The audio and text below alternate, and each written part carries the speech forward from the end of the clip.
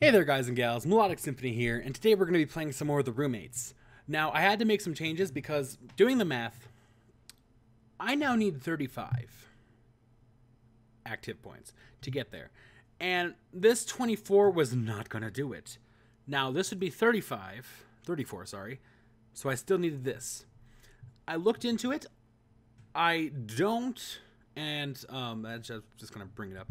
I don't have to worry about any events this week, because I think the only thing that happens this week is that party.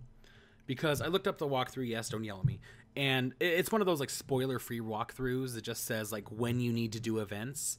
And for Isabella's Path, there was not an event this week, so I can risk having those cafes not there, because I know some of them required like you to be working the cafe in order to actually get the event.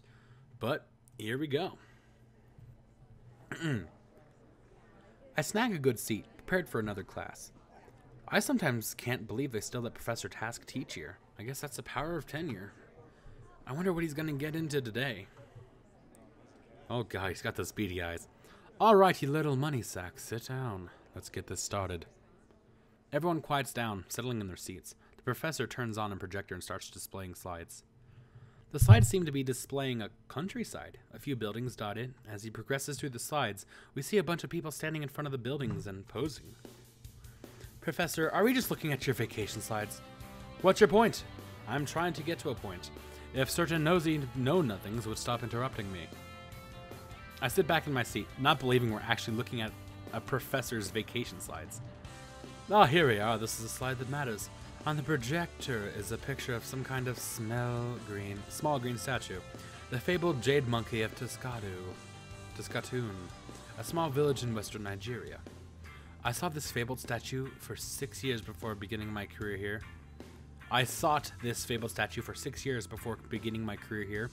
Unfortunately, just as it was in my grasp, I lost it to a rival hunter. What's the point of this, Professor? Ah, yes, what's the point indeed? The point, my dear, is that I have never given up my search, and now I have located the final piece. I know that one of you has it. The professor points at Roxanne and myself. The rest of the class gasps in surprise. Why, whatever do you mean, dear professor? Yeah, what are you talking about? Oh, don't play dumb with me. Give up the jade monkey, and I won't have to spring the trap I planted on both of your chairs. Oh god. The professor pulls out a small switch attached to a radio transmitter. Oh! I look under my chair and see the dynamite he planted there. You have a jade monkey? What? She has a jade monkey?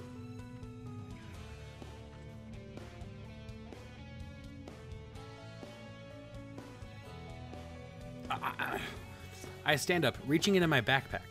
I only just bought this thing a few weeks ago at a second-hand store. How was I supposed to know it was the professor's? Alright, Task, you can have it, but you have to promise that you won't misuse it. Not so fast. Anne? Boys. Roxanne snaps her fingers and suddenly a bunch of men burst in through every— What is going on here? They're all wearing ninja masks, but they've got machine guns. I think you know exactly whom the jade monkey belongs to, don't you? You're not the only one who can set up a trap, Task. Do you see the type of evil people I need to keep this from, Anne? Don't worry about these men, just give me the monkey. As the professor says this, he suddenly sprouts 3 more arms. What? I'm not sure what to do. I just close my eyes and throw the monkey into the air, diving aside. I can hear gunfire and fighting. Suddenly, I fear a presence near me. I open my eyes to see Roxanne standing above me. Her eyes are glowing red. Hasta la vista, baby. Is this a dream? I really hope this is a dream. Okay, thank God. With a start, I lift my head off my desk. I can't believe I fell asleep. What the hell was that dream? And that's why you should always be aware of what kind of cheese you're buying in foreign countries. I'm so confused. My brain is having a hard time processing what just happened. See, I told you I was getting to a point. What just happened? I'm so confused. I can't.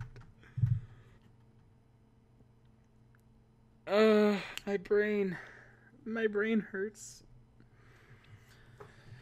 Time's running short to get my plans in motion. It's time to start getting invites out, which of course means figuring out who to invite. I just hope Isabella can help me. Heck yeah, I'll play this event. I head down to the hall, formulating my game plan as I go. I knock on Isabella's door, idly playing with my hair as I listen to her footsteps approaching. Jeez. Oh, hey, cutie, come in. I figured you'd be up to your eyeballs in books. What's going on? Oh, I've got some studying to do later tonight, but I need to ask you about something first. Sure, anything. Well, to make a long story short, I'm going to be throwing a party, and I wanted to make sure you were invited. Oh, wow, thank you, Anne. That's 2 surprises in one night. Are you just inviting the roommates? Well, yeah, I'm just asking the housemates. Carmen is going to get some other people. It's everything I can do to just host the event. Well, that hardly seems fair. If it's your gig, shouldn't you be making the calls? Oh, well, I just keep my address book to myself. I really am trying. I'm just teasing, it's fine. Do you have some entertainment for us? Well, yeah, Max is going to be playing. Carmen suggested we also get a ping pong table for beer pong. Maybe a tournament? Oh, that sounds like fun. Have you started advertising at all? No, I don't think I will. I mean, I'm not looking to get the whole campus involved. Fair enough. You want just beer, or you want to have a full-on bar? Nothing like a mixed drink to get the party going. I hadn't thought of that. I know we were thinking a bit of alcohol, but a bartender would be pretty interesting. It can be a little expensive, but yeah, it can be good stuff. Though, it can also lead to things getting a little wild after all alcohol and all that. After all harder alcohol and all that. If you want it, I know a guy who doesn't card.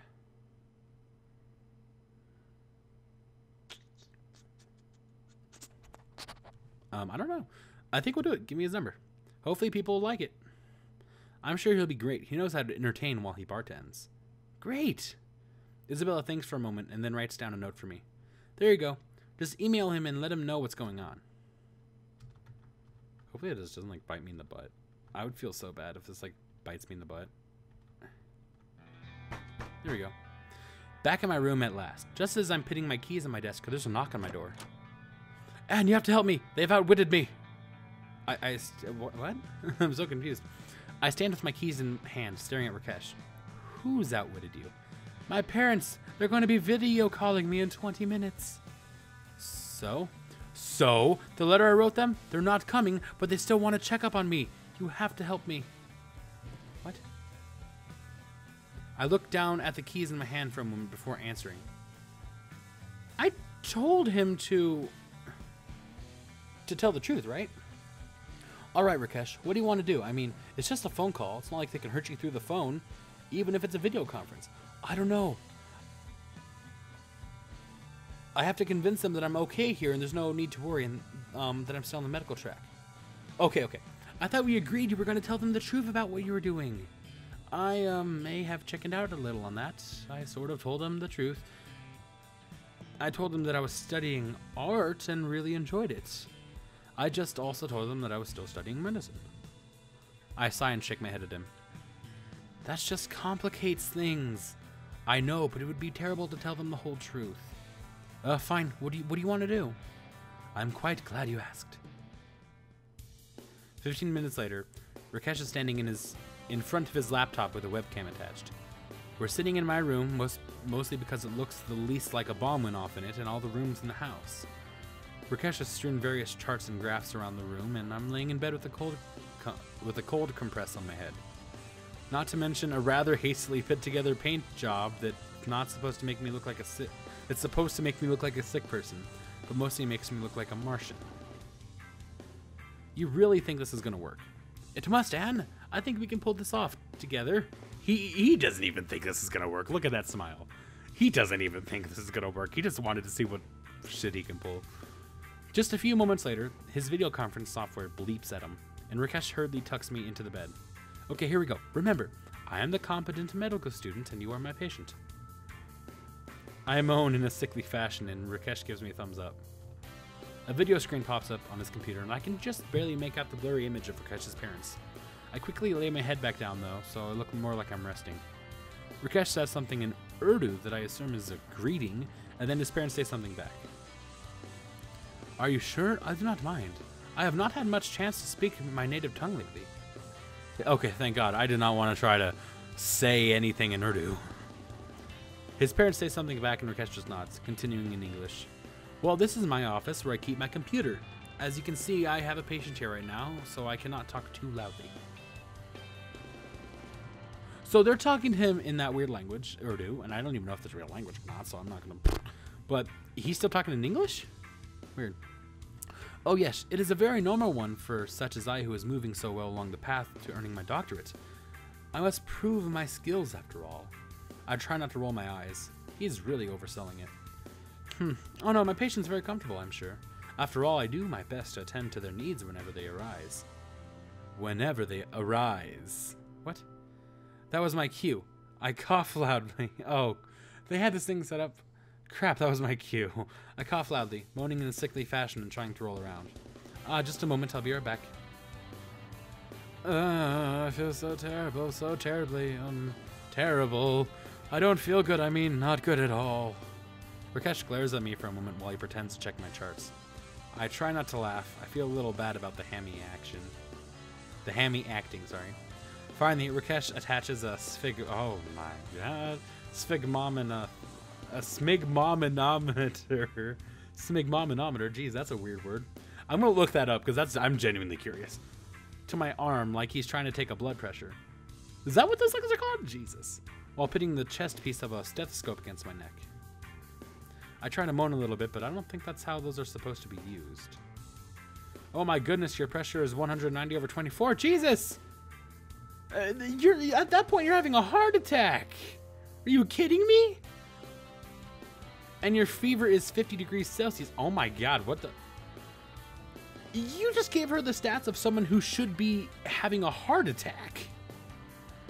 I got into a car crash and my blood pressure was 200/20. And they said that I'm not allowed to move because I was risking going into a heart attack.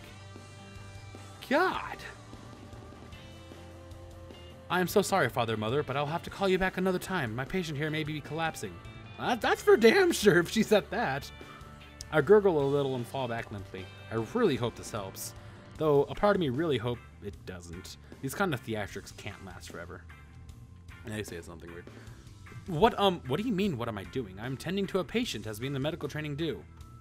Of course this is real. What else could it be? I guess these kind of theatrics don't last very long at all. Rakesh is floundering. I open my eyes and see him sweating bullets looking at the screen. Whoop, jig's up. Ooh, this one's actually like... If you get up, you're not going into a... So, this is a trick question. So either I get up and tell them the truth, and then there's a chance it doesn't go bad, or I get up, suddenly not in a heart attack. Well, I'm just going to see what it says. Yeah, so suddenly she's not having a heart attack. Okay. I sit up in the bed, removing my cold compress and trying to smear some of the paint off my face. Rakesh, I don't think they're gonna buy it. I look over to the camera as Rakesh's panic really sets in. He stands stock still as I address his parents. Hello, sir, madam. I apologize that I cannot understand your language, and I also apologize for the deception. But Rakesh hasn't been studying medicine. He wants to be an artist, sir and madam. He's really very good at it. All the pressure that you put on him to be a doctor is just driving him crazy. Please, you have to accept that your son has chosen a different path. They say something. Yes, it's true. I am sorry to both of you, but my heart is not in medicine. It's not who I'm meant to be. No, this is not one of these childish whims. I know this is in my heart. I know what I am in my heart, and a doctor is not it. For the next few minutes, there's little else but yelling coming from the other side of the internet connection.